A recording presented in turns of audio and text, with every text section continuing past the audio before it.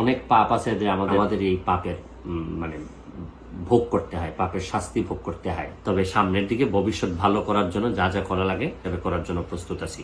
আশা করি আপনারা যে কষ্টটুকু করতেছেন আমি এটার জন্য দুঃখ প্রকাশ করতেছি। শুরু করিতেছি মহান আল্লাহর নামে, যিনি পরম করুণাময় এবং অত্যন্ত দয়ালু।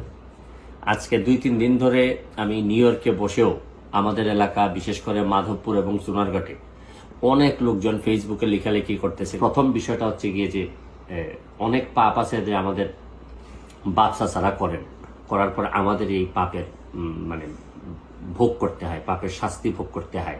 যাই এখন অতীতের কথা না বলে এটা দিয়ে শুরু করলাম আর কি। অতীতের কথা না বলে এখন বর্তমান অবস্থায় আসি।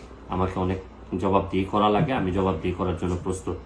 তবে দোষাদোষিত করবো, আমি সিদ্ধান্ত নিছি যে প্রয়োজনে আমি মাধবপুর সোনারঘাটে মহাসমাবেশ ডাকবো।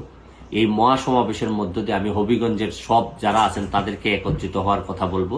আমি আরো যারা 3 জন এমপি মহোদয় আছেন তাদেরও দৃষ্টি আকর্ষণ করতেছি, চলেন আমরা একত্রিত হই। হয় আমরা মহাসমাবেশ করে আমরা নেত্রীকে জানাই দিই, প্রয়োজনে যে জায়গায় নক করা দরকার আমি এই জায়গায় নক করব। আমি জানি না যে আগে তো আমাদের এলাকায় মন্ত্রীও ছিলেন, তারা কি ব্যবস্থা নিলেন, কি করলেন, কেউ তো আর সব প্রশ্ন করে না। আমি এখন আর করতে চাই না।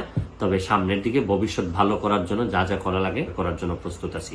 আশা করি আপনারা যে কষ্টটুকু করতেছেন এই কষ্টটুকু আমি এটার জন্য দুঃখ প্রকাশ করতেছি। আপাতত ভালো থাকবেন, সুস্থ থাকবেন।